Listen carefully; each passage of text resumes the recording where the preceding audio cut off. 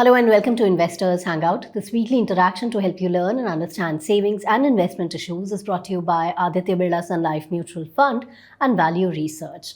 We are celebrating a major milestone, the 300th episode of Investors Hangout. We want you to be a part of this special episode. Share your experience with us, record a short video sharing how Investors Hangout has helped you, and you could be featured in our 300th episode. Share your videos with us on vrhangout@valueresearch.in. Now, to start today's episode, we've got a very interesting viewer's question. PN Saraugi says, wisdom in general has been sasta kharido, mehnga becho. That's buying low and selling high. But all the while, pundits have been advising not to time the market. Isn't that contradictory? So, Dhiren, what do you have to say to that? Buying low, selling high is a short way of making money. The only problem is that you can't do it. It's very difficult to do it. Yeah. Because when it's going up, it's very difficult to onboard at the peak before it starts falling. It amounts to climbing down before it falls, and getting in again after it has fallen the most. So perfectly timing it or buying at the low and selling at the high and doing it perpetually, regularly with consistency is a very difficult thing. Most fund managers have not been able to do it. But at Value Research, we have a very simple principle that you can't do it perfectly. It's impossible to time the market. The next best thing is invest for the long run. And once you have meaningful money, do some asset allocation. What happens as a result of asset allocation and rebalancing is that you are not doing this, big gymnastics, that you will be entirely, fully invested in equity and you will be completely out of equity. What we are saying is that you will be invested in equity, and once it becomes meaningful, take some money out from your fixed and move it into fixed income. Whether it be 25%, 50%, and that we have talked in this Investor Hangout time and again. That make it 50-50, make it 25-75. And as a result of this, what is happening in the market, what will happen as a result of this is that your 25% into fixed income will suddenly become 35% because equity has gone down in value. And as a result of that, you will get an opportunity to rebalance.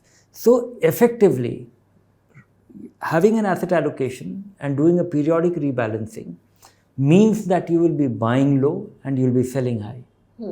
Okay. But you will not be doing it in a knee-jerk way.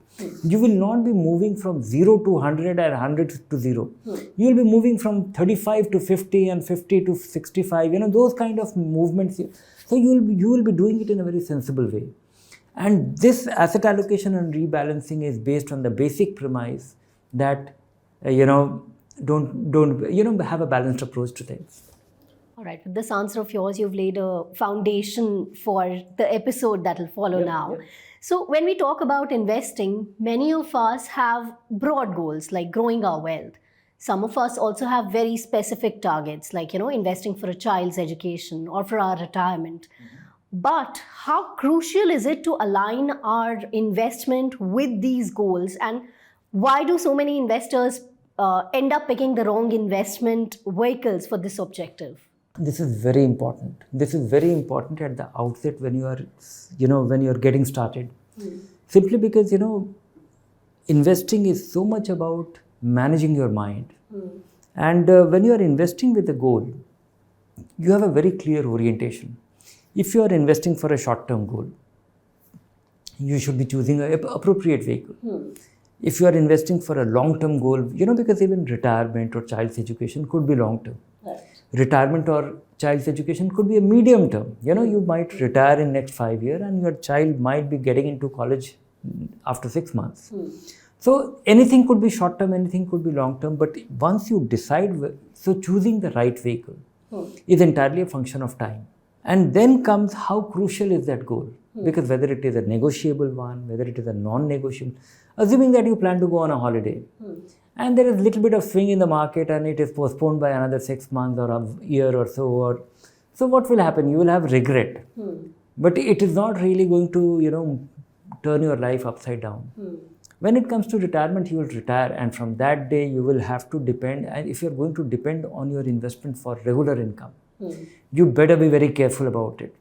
because that will be a huge compromise if it is not very nicely in place. So having a having a goal linked investment plan, or having it at the back of your mind, what part of your money is for long term, what part of your money is medium term, what part of your money is emergency money, you can lay your hands on any time, is very crucial, because that is the only thing which guides you to behaving properly. Otherwise, most people start their investment that they have to make money. And when they stop making money, or suddenly their whole roadmap is disrupted, they run for cover. Because when your goal is to make money, then it is very much understandable that the moment you stop doing it, you should take your money out. But that is not about it. It should be, you should have a game plan, and markets will always be like this. Markets will be very scary on occasion. Many investors have not seen that part of the market. If at all they have seen, they have not experienced it. So you have to really, and it is very difficult to learn from history here.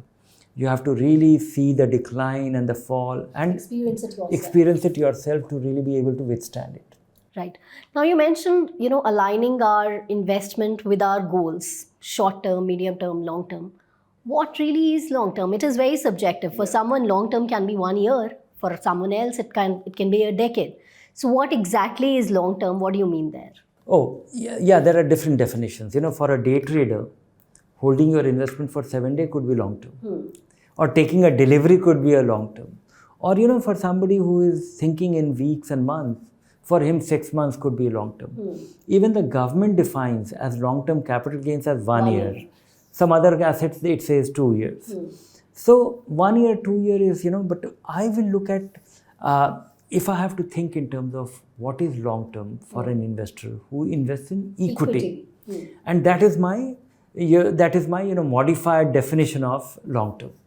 If you invest in equity, that is the time period in which the likelihood of a negative return is reduced substantially. For that, for a one-time investment, that long term means 9 years. And for your SIP investment, that gets reduced to 5 years. If you are investing month after month, assuming that you have started investing at the peak based on, and these are based on the Sensex numbers, you end up making money if you do your SIP for 5 years. And assuming that you caught the worst day and you sold it on the worst day, and I am referring to if you bought it in 1992 and you sold it in year 2000 or 2001, that was the 9-year period in which, you were able to break even with a 9-year holding. So, but you have to be very unlucky to pick the worst day of the 4 decades. So, I would say that most investors doing periodic investment should have at least 3 to 5 years time frame when investing in equity by way of SIP, and that is long term. Because long term means which will reduce the pain, which will reduce the possibility of a serious negative return, serious decline in value of your investment. And that is, 3 to 5 years of SIP. You mentioned that, for long term, one should know for equity, one should be investing for the long term. But if one has to, take the money out in a short term or for medium term, what are the vehicles that one can invest in? I know you've said it again and again, but just to reinstate. No, if you need the money in any time, put your money in your bank account or move the money to a liquid fund. Liquid funds you can redeem and you can get the money tomorrow morning in your bank account. Even the transaction time for processing a liquid fund is shorter. So, and the likelihood of that going down in value is very low. There's virtually no possibility of they going down in value. So your principal is never at risk. And the advantage is that, you will have, because the primary objective of any investment is that it should not really have a bearing on your sleep. You should be able to sleep well. And by putting your short-term money, the money which you need on any day in the next 5 days, 7 days, 10 days for a crucial goal, that being in equity is a very disastrous thing. It will be fun if the market is going up. And that is where most people are caught on the wrong foot. Right. Once it starts going up and market is stable and it's only going up, then people start thinking that it only goes up. And the problem is that market, whenever it falls much faster than the steady rise that you have witnessed. So you will not get an opportunity. By the time you figure out or you get a sense, you make up your mind that, okay, no, this is going to be a very permanent one. You will end up losing 20% from the peak, and that will be a very lasting, impactful exit for you. That will also scare you, out of the market for a long time. Right. Since you mentioned this, so what are some of the common errors that you see investors making, that can lead to unnecessary losses? This was one of them. And how can they learn to avoid these? You can't learn. Every investor should do 3-4 things. One is that they should start with short-term investment in equity. Okay. And allocate, 5,000 rupees, 50,000 rupees, depending on the money which he can afford to lose. And try it out himself. Because, any kind of teaching, about money issues, I have this strong feeling that you have to lose your own money for you to actually have a lasting. And this is a worthwhile training. This is a worthwhile experience. You invest 50,000 rupees, make short-term investment, devise any principle, any theory that, okay, you will buy that stock which is being talked about on the TV or whatever, something which hits the newspaper every next morning for some positive news, whatever, there could be any basis to it. Try it out. Whenever you gain, lose, sell it on 5% gain, or devise any formula. Once you do it, you will realize that how difficult it is. Most people have this impression that you just have to do nothing. Just buy something where action is happening and then get out. It's almost like riding a bus for 2 bus stops, and the journey is always good. Do that. Then maybe do some F&O and allocate 25,000 rupees. This will be a leveraged trade. So you will be able to, do a transaction of 1 lakh rupee with an investment of 10,000 rupees or a small position. Do that. And do it for a couple of months till you don't lose all the money. And if at all you make some meaningful money, if you are very lucky and maybe you have the instinct, then, if you intend to continue it for the long run, you should continue only with your profits. If you actually get burned in between, then it's fine. It's a lesson learned. And third thing is that, if you make money and you decide not to continue with this one, then, have fun. Okay. Enjoy it. So, my sense is that, there is absolutely no learning in this segment of the market till you try it out. It is a very addictive thing. The thrill you get from taking risks. Not only that, in India, the thrill is even more.